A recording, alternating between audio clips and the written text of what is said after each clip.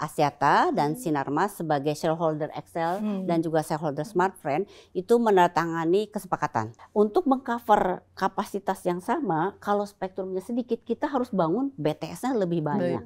Dan saya rasa semua operator di Indonesia, nggak cuma XL, tapi semua tahu price war is bad for everyone. Pada saat kampanye itu menggiatkan penggunaan traffic, ya kan? Pasti kan pada saat kampanye itu ingin memberikan komunikasi industri yang very hungry investment, ya. Jadi hungry investment karena teknologinya berubah terus, ya.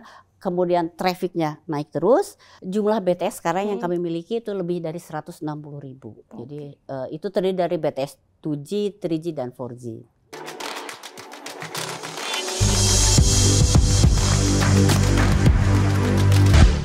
Halo, selamat datang di podcast Bareksa Insight bersama saya Hanum Kusumadewi. Dan saya ditemani oleh Niputu Kurniasari, CEO dari Bareksa. Halo. Narasumber kali ini dari perusahaan telekomunikasi besar, yaitu PT XL Axiata. Mari kita sambut Ibu Dian Siswarini, Presiden Direktur dari XL Axiata. Oke, selamat datang Bu di podcast Bareksa Insight. Terima kasih Mbak Hanum, Mbak Putu. Iya, sama-sama. Terima kasih juga Bu. Kali ini kita juga ditemani oleh Neko, Chief of Luck Officer Bareksa. Chief of Luck. Iya. Mungkin di kantor saya juga perlu nih. Iya, boleh Bu. Biar lebih profit. Amin. Biar lebih hoki. Profitnya juga bagus kan Bu? Iya. Apalagi kalau ditambah kucing. Ditambah kucing lebih bagus. Oke Bu, ini kita mau bahas isu yang lagi hot sekarang ini, yaitu isu merger antara XL Axiata dan Smartfren Telekom atau Fren itu ya. Ini kan salah satu kekhawatiran itu seperti sebelumnya itu di kasus konsolidasi telekomunikasi juga itu ada Indosat dan Tri. Itu adalah masalah spektrum yang diberikan oleh pemerintah. Bagaimana XL nih menanggapi soal kekhawatiran ini Bu? Ya, Mbak Hanum memang untuk konsolidasi ini lagi hot banget ya. Karena belum lama ini kan tanggal 15 Maret kemarin kita meng-announce bahwa Axiata dan Sinarmas sebagai shareholder XL dan juga shareholder Smartfren itu menandatangani kesepakatan atau MOU untuk memasuki masa assessment, assessment rencana merger itu antara XL Axiata dengan Smartfren. Jadi MOU masih non binding ya, jadi dalam artinya belum ada definite agreement gitu. Nah, tapi insight-nya ada positif Bu ya. Insya Allah positif karena memang konsolidasi ini akan baik buat kedua perusahaan ya, baik untuk kedua perusahaan, baik untuk shareholder juga untuk industri ya. Dan juga pemerintah memang mendukung terjadinya konsolidasi karena memang konsolidasi itu akan meningkatkan efisiensi di industri seperti itu. Tadi yang dikatakan Mbak Hanum betul sekali mengenai spektrum ya, karena kalau di dunia telekomunikasi spektrum itu merupakan aset yang paling penting, aset yang utama gitu. Jadi spektrum ini yang akan menentukan kapasitas besarnya jaringan dari suatu operator seperti itu. Jadi memang kalau kita mau merger itu salah satu konsiderasinya adalah berapa spektrum nanti yang akan didapatkan dari merger ini. Tapi jumlah yang harus dikembalikan atau yang bisa di-keep oleh mergeco nanti yang baru itu tergantung dari pemerintah. Gitu. Nah, karena tergantung dari pemerintah dalam hal ini Menkominfo, tentu kami berharap bahwa Menkominfo akan memberikan asesmen yang fair mengenai berapa banyak yang bisa kami keep dan kalau maunya sih semuanya gitu ya bisa kami keep gitu, jadi tidak harus dikembalikan. Tapi memang kan sebenarnya kalau kita bicara wacana konsolidasi itu kan udah lama ya Bu ya. Saya rasa dari sejak 10 tahun yang lalu pemerintah untuk mendorong ayo dong pemain industri ini untuk berkonsolidasi. Tapi memang salah satu selalu yang menjadi hal yang menantangnya itu terkait dengan spektrum itu ya Bu ya? Iya betul, karena ini juga bukan konsolidasi yang pertama buat XL. Jadi tahun 2013 kami juga mengakuisisi operator lain, waktu itu Axis, Axis, dan pada saat itu kami diminta mengembalikan yang cukup lumayan 10 MHz ke pemerintah gitu. Dan kemudian yang tadi juga disebut IOH juga mereka mengembalikan 5 MHz ke pemerintah. Jadi dalam satu merger itu sebagai salah satu faktor yang dipertimbangkan. Tapi tentu saja tidak hanya itu faktornya ya. Jadi faktor finansial, faktor market share, faktor dari scale dari operator masing-masing gitu yang menjadi konsiderasi gitu untuk melakukan merger. Kalau kami kan investor awam ya Bu, cuman maksudnya kenapa itu harus pemerintah tetap harus ada lagi yang dikembalikan ke mereka Bu? Itu sebenarnya background alasannya tuh apa ya Bu? Sebetulnya di dalam di dalam peraturannya sih tidak ada aturan harus dikembalikan berapa banyak gitu ya, tapi kebijakan dari Kementerian Kominfo dilihat dari perhitungan karena tadi aset ini kan spektrum ini aset negara, jadi aset negara sehingga pemerintah harus memastikan bahwa aset ini digunakan dengan sebaik-baiknya untuk manfaat masyarakat luas gitu. Jadi mereka menghitung nih, kalau size-nya perusahaan ini sekian ya besarnya, spektrum yang pantas adalah sekian gitu. Jadi mereka akan hitung seperti itu. Nah, balik lagi untuk ini karena kita sekarang nih yang paling kecil jumlah spektrumnya, jadi mudah-mudahan tidak ada yang dikembalikan. Cuman memang biasanya seberapa impact itu Bu, kita punya spektrum dengan nanti akan impact ke sisi revenue perusahaan telekomunikasi Bu, contoh seperti XL. Spektrum ini betul-betul aset utama karena ini yang menentukan kapasitas. Jadi berapa banyak, misalnya kalau kita hitung terhadap traffic atau customer, berapa banyak traffic yang bisa kita cater atau yang kita bisa tampung gitu ya, berapa banyak customer yang kita bisa tampung. Makin kita punya banyak frekuensi, cost to serve pelanggan itu makin kecil, makin efektif gitu, makin efektif. Jadi kalau kita memiliki spektrum lebih besar, itu lebih mudah sebetulnya untuk mengembangkan jaringan. Untuk mengembangkan kapasitas. Tapi ada sisi lain sebetulnya kalau di Indonesia, karena kalau di Indonesia harga spektrum itu mahal. Ya, ini saya sudah beberapa kali curhat. Memang gitu betul ya. Ibu udah. Beberapa kali curhat di media, di TV, di mana gitu, bahwa kami memohon supaya pemerintah itu mengevaluasi harga spektrum, formula spektrum gitu ya. Karena kalau dibandingkan dengan negara lain, negara tetangga, kita itu relatively mahal. Mungkin jauh lebih mahal. Seperti itu. Padahal itu dibutuhkan untuk industri telco untuk tumbuh Untuk tumbuh, bukan cuma hanya untuk tumbuh, tapi memberikan servis yang terbaik gitu. Karena tadi ya, kalau misalnya kapasitas kita cukup, tentu kualitasnya juga bisa membaik seperti itu. Karena kan ini juga telco akan jadi backbone-nya untuk digitalisasi yang dicanangkan pemerintah. Iya betul. Jadi karena digitalisasi itu kan dasarnya adalah coverage, dasarnya adalah jaringan internet. Jadi kalau misalnya jaringan internet itu lebih luas, bisa menjangkau terutama daerah-daerah yang 3T ya, yang terluar. Itu sebetulnya impact terhadap perkembangan GDP itu langsung. Bu, berarti ini kelihatannya ini udah positif ya Bu ya. Nah ini kalau dari strateginya, berarti dengan adanya tambahan dari smartphone, mudah-mudahan spektrumnya tadi ya Bu, fair dapat 100%. Itu apakah jadi bisa menjangkau tadi Bu daerah yang selama ini sebetulnya belum bisa dijangkau oleh XL? Ya, betul. Jadi dengan tambahan spektrum ini bisa memberikan efisiensi pada saat kami membangun dan mengoperasikan. Karena contohnya begini. Jadi kalau ukuran ini gelas nih ya, kalau kita spektrumnya lebih besar, seperti ukurannya gelas lebih banyak. Jadi yang kita bisa isi air juga lebih banyak. Sedangkan kalau misalnya saya mau volume yang sama, sedangkan gelasnya lebih kecil, jadi harus punya gelas lebih banyak. Nah, jadi sama untuk telco juga. Untuk mengcover kapasitas yang sama, kalau spektrumnya sedikit, kita harus bangun BTS-nya lebih banyak sehingga lebih mahal. Bangunnya lebih mahal, mengoperasikannya lebih mahal juga. Berarti bocorannya berapa nih Bu? Kalau misalkan ini berhasil dan bisa 100% akan menambah atau misalnya menambah margin atau menambah ini kalau proyeksinya? Ya, jadi kalau ini biar sebetulnya bocoran dikit, kita dapat bocoran. Sebetulnya kan mau sekarang saham Excel. sebetulnya sekarang masih dalam tahap awal ya tadi MOU. Jadi dari MOU itu sekarang kita sedang due diligence ya. Tapi tentunya merger ini kan diharapkan memang membawa potensi untuk perkembangan luar biasa gitu ya. Jadi kalau kita lihat 1 ditambah 1 itu bukan sama dengan 2, tapi 1 tambah 1 nanti bisa 2, 3 atau makan 10 seperti itu, karena it brings a new opportunity, juga tadi efisiensi, juga jadi kita bisa berkompetisi dengan lebih baik lagi di market. Oke.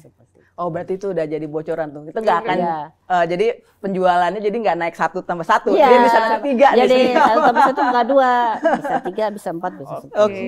Terkait dengan itu tadi Bu, menjangkau pelanggan itu ya. Kan sebenarnya penetrasi internet di Indonesia ini kan udah 82% gitu ya. Nah itu kan khawatirnya tuh nanti perang harga gitu loh. Price war gitu ya. Itu nah gimana nih strateginya Excel gitu untuk menghadapi ini, menaikkan rata-rata revenue revenue per user gitu, ARPU itu gimana tuh?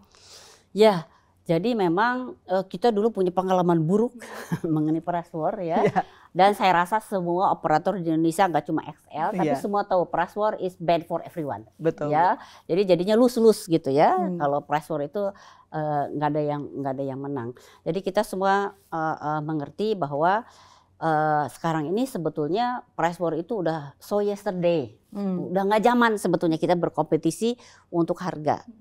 Jadi kompetisi itu lebih pada service, ya, layanan, customer care, kemudian inovasi produk, ya, ketersediaan produk, kemudian juga aplikasi. Ya. Jadi kalau dulu misal aplikasi, misalnya Excel tuh self care-nya aplikasinya ada My Excel sama AxisNet. Itu sekarang itu menjadi backbone untuk kita berinteraksi dengan customer gitu ya. Jadi kalau tadi ditanya strateginya bagaimana sih supaya tidak terjadi price war, itu meningkatkan service. Kalau servisnya sudah baik, kemudian juga produknya kita itu cocok dengan yang diinginkan pelanggan, itu pelanggan insya Allah nggak pergi. Seperti itu. Jadi dia nggak concern seperti itu. Jadi sekarang semua operator itu sudah berpindah nih gamenya gitu ya, ke tadi service, keberagaman, kemudian juga memberikan yang diminta oleh pelanggan pada waktu yang tepat, pada dengan harga yang tepat, dengan produk yang tepat. Itu menggunakan analytics. Bahkan sekarang AI kan sekarang lagi jadi buzzword ya. Jadi itu kita terapkan di semua lini perusahaan. Tapi itu juga berarti menjadi satu alasan kenapa kemarin mengakuisisi Linknet juga ya Bu ya, untuk menambah tadi lini bisnis yang di luar dari mobile. Betul sekali, karena kita sekarang lihat kalau misalnya penetrasi mobile sudah tinggi, artinya kita mesti cari ceruk lain nih, ya. Ceruk lain yang kita lihat adalah segmen rumah atau home segment.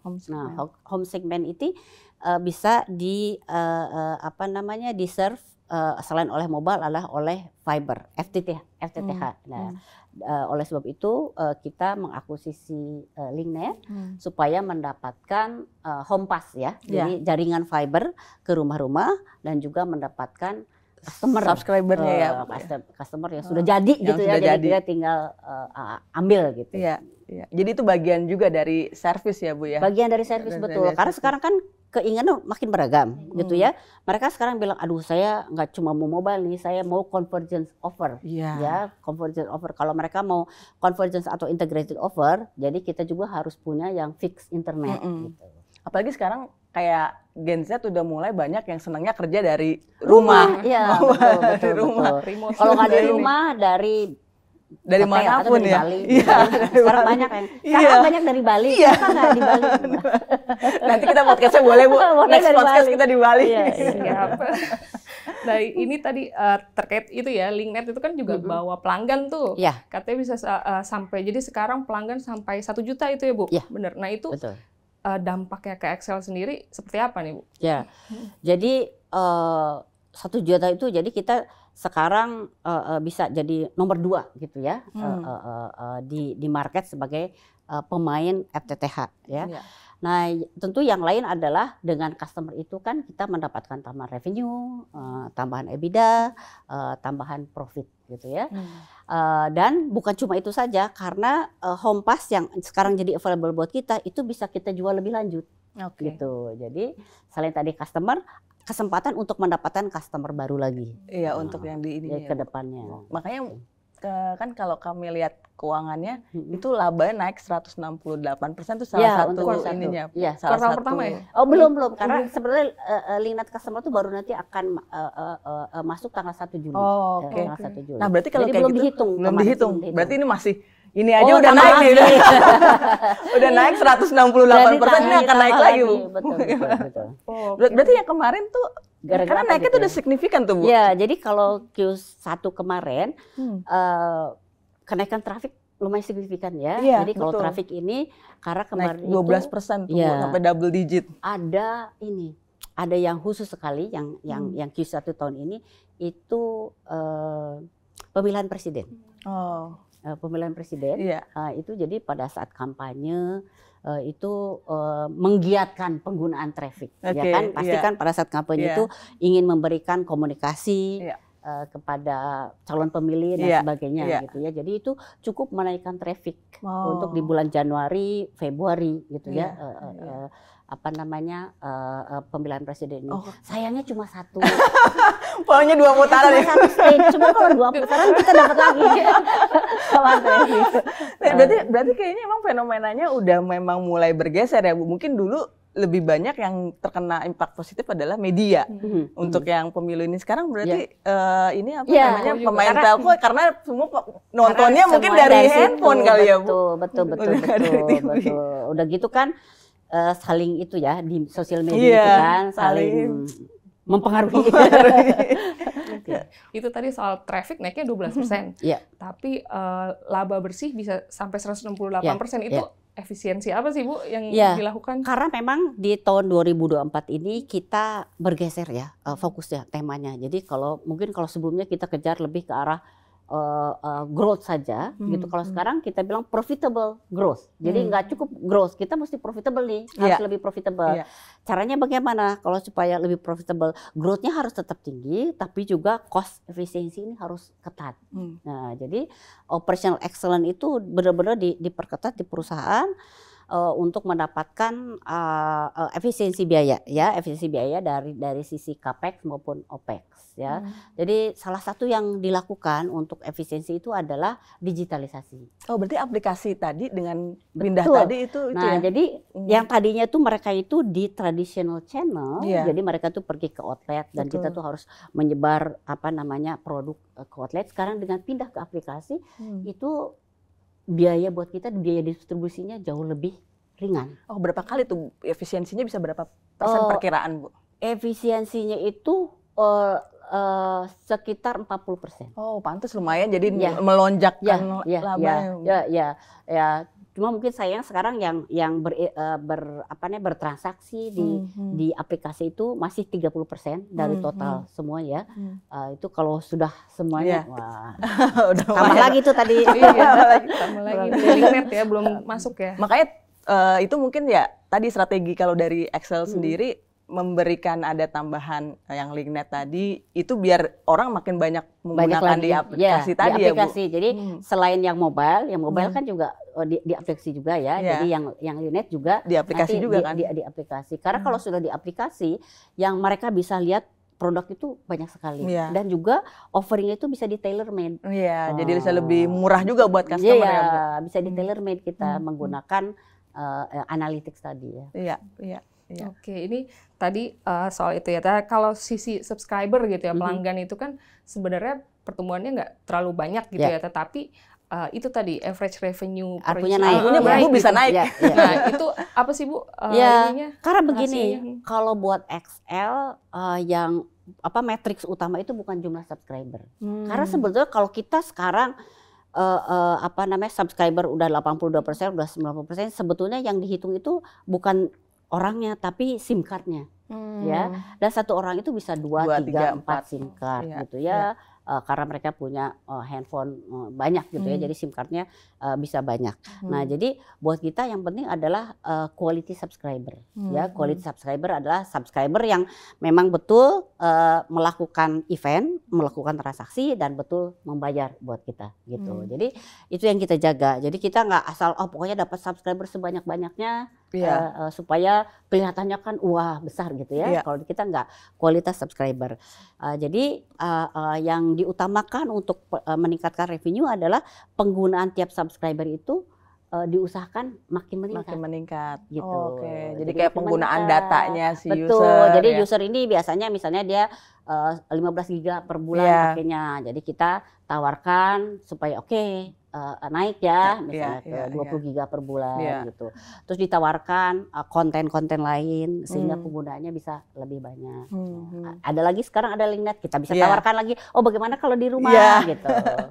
Jadi ada itu ya integrasi itu ya. Nah, terus ada lagi nih terkait dengan jaringan 5G gitu ya. Nah, ini apa sih ekspansi atau mau diinvestasi dari XL terkait jaringan ini? 5G ya.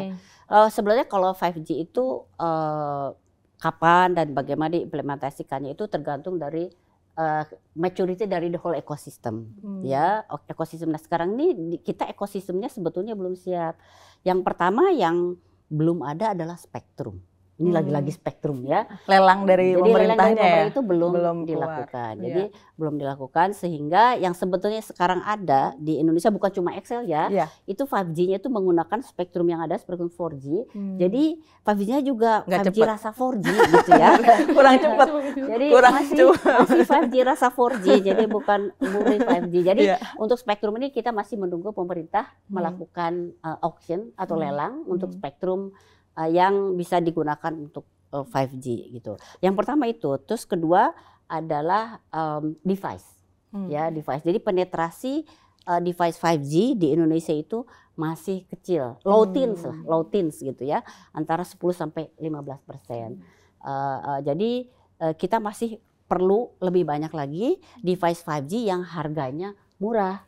Karena kalau kita lihat dulu pengalaman dari 4G ya, 4G itu bisa take up cepat itu waktu device 4G itu di bawah 1 juta. Benar-benar. Nah ini juga kita lagi nunggu nih kan sekarang device 5G itu rata-rata masih 2 juta, 3 juta gitu ya. Jadi penambahan di market itu masih belum banyak gitu. Jadi kalaupun sekarang kita bilang kita sekarang gelar 5G tapi device-nya masih sedikit, kan nanti nggak ada yang pakai. Rugi dong kita investasi terlalu cepat gitu. Jadi kedua itu ya, jadi yang pertama tadi spektrum, yang kedua device, yang ketiga itu use case.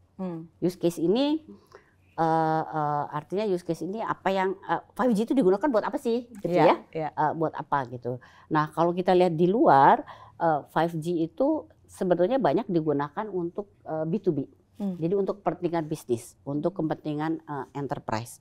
Misalnya untuk autonomous fleet management gitu ya.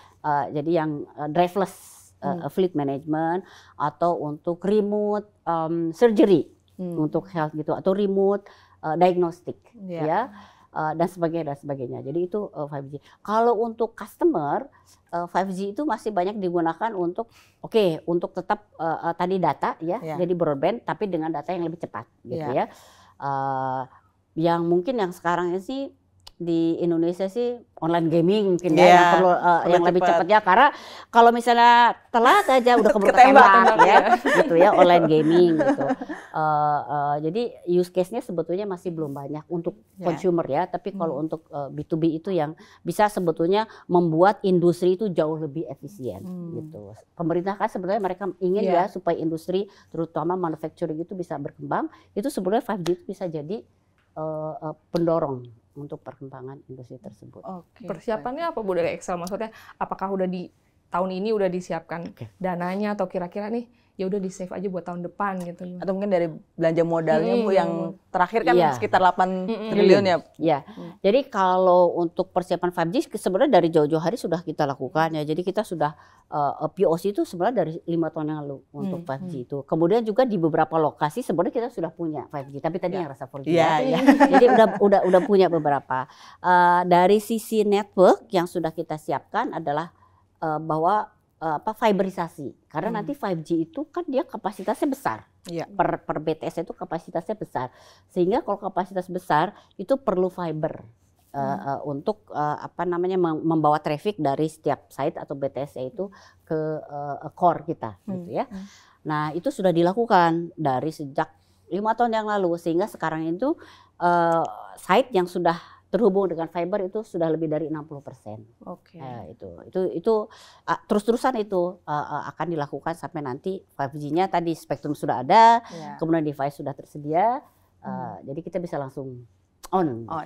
Berarti artinya sebenarnya sekarang yang disiapkan adalah tadi sebagian untuk yang infrastrukturnya dulu. Mungkin jadi sekarang jadinya yang lebih jadi fokus adalah untuk backbone service-nya dulu ya Bu ya. Kayak tadi untuk yang gimana buat yang home internet tadi bisa jadi sekarang kita udah siapkan betul fiber backbone-nya supaya pipanya itu besar-besar.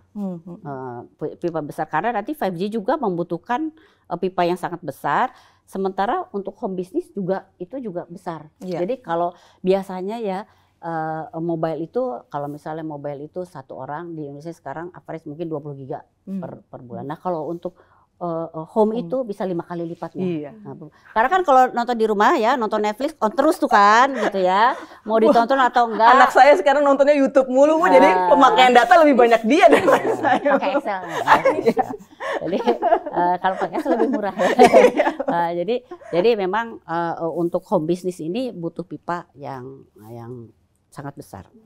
Untuk jumlah BTS nih Bu ya, sekarang nih XL Axiata ini udah punya berapa banyak Bu? Jumlah BTS sekarang yang kami miliki itu lebih dari 160.000. Jadi itu terdiri dari BTS 2G, 3G dan 4G. Nah itu targetnya di tahun ini mau bangun berapa lagi nih Bu? Ya. Jadi memang setiap tahun kita bangun BTS itu pasti ya. Karena kalau telco itu sebetulnya itu industri yang very hungry investment ya. Jadi hungry investment karena teknologinya berubah terus ya, kemudian trafficnya naik terus, kemudian keinginan pelanggan atau kebutuhan pelanggan juga makin naik dan makin beragam.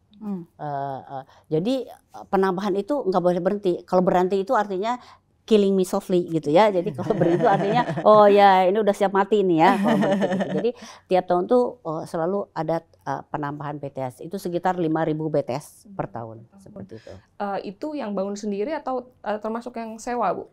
Kalau sekarang sebetulnya kalau tower itu ya, untuk towernya ya, untuk tower untuk saya itu kebanyakan sewa. Udah jarang sih yang bangun sendiri ya. Karena sekarang sudah tersedia banyak tower provider di Indonesia. Jadi dengan skema sewa ini lebih memudahkan buat kita. Karena kan kalau tower itu bukan our main business ya, bukan main business, jadi lebih baik kita nggak punya aset di sana, hanya di asetnya telco aja, equipment. Jadi dengan sewa ini memudahkan dan meringankan dari sisi investasi. Berarti nanti kalau lihat dari plan-nya tadi ya Bu, sekarang kan kuartal 1 laba sekitar 547 miliar ya Bu ya.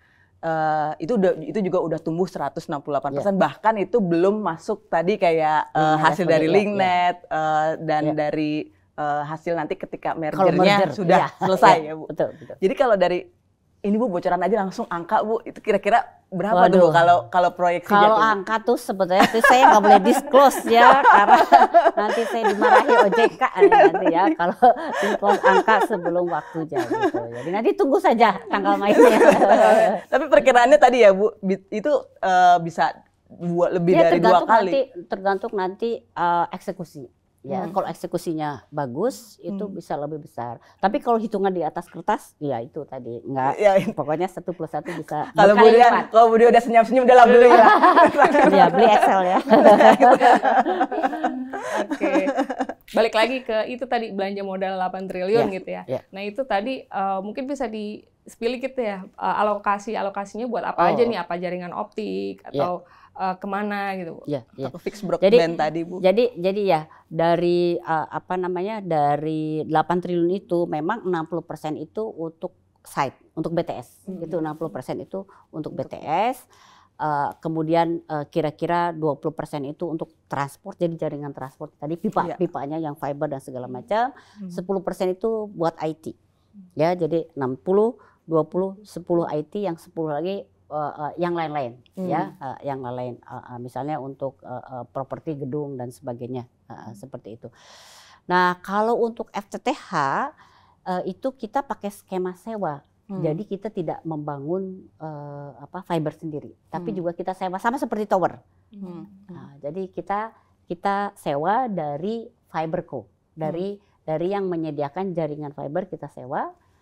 Jadi capex-nya cuma sedikit, tapi kita bayar OPEX bulanan.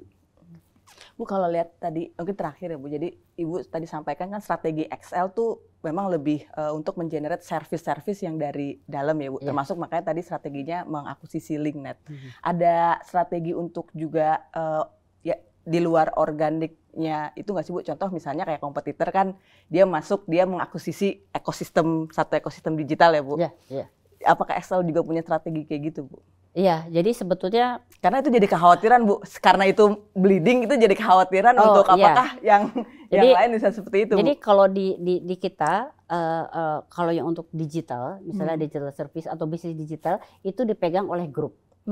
Jadi XL ini kan bagian dari Axiata Group, Axiata Group Berhad di Malaysia.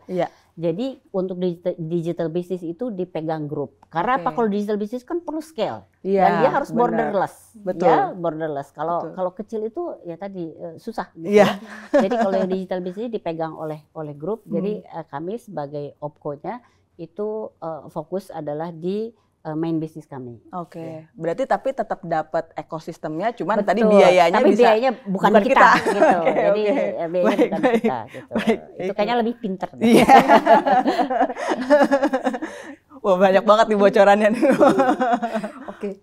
Udah ya. Yang di ini udah kejawab semua tadi ya. Udah kejawab semua. Mungkin ini aja terakhir mau meyakinkan investor nih untuk beli saham XL gitu ya. Kemarin sih lumayan nih udah naik tinggi. Mungkin karena ada potensi ini. Gimana nih meyakinkan investor untuk beli saham XL? Ya, jadi buat teman-teman investor ini kan sudah kelihatan ya, tahun lalu kita juga tumbuh baik ya, tumbuh luar biasa. Kemudian Q1 itu lebih baik lagi dari 3 tahun digit ya, lalu Bu, ya. Profitability kita naik. Jadi selain revenue, EBITDA juga laba naik. Nah, ditambah lagi kita sekarang mendapatkan aset baru dari LinkNet, plus nanti insya Allah kalau merge-nya jadi, itu aset yang kita bisa leverage itu jauh lebih besar. Jadi potensi untuk company ini berkembang itu jauh lebih banyak lagi. Jadi sekarang kan mumpung masih murah nih ya, mumpung masih murah, it's time to buy. Iya, berarti tadi karena sinyalnya udah agak positif nih Bu. Karena kemarin tuh masih keluar nih beneran ada merger atau karena enggak. memang gosipnya lumayan lama ya. Gosipnya lumayan lama, bertahun-tahun mungkin karena memang ini kan kedua shareholder ini kayak orang mau kawin kan ya, harus ya istilahnya saling kenal dulu, lihat apa yang dimiliki, kelemahannya, kelebihannya apa dan sebagainya. Tapi ini udah ada sinyal-sinyal, ini udah kelihatannya positif nih. Insya Allah ya Bu ya. Insya Allah. Ya. Oke, siap. Udah banyak banget tadi ya insight dari Bu Dian nih, presiden dari XL Axiata. Semoga bisa jadi manfaat buat teman-teman smart investor. Dan itu tadi podcast Bareksa Insight kali ini. Terima kasih sudah menonton. Sampai jumpa di episode berikutnya.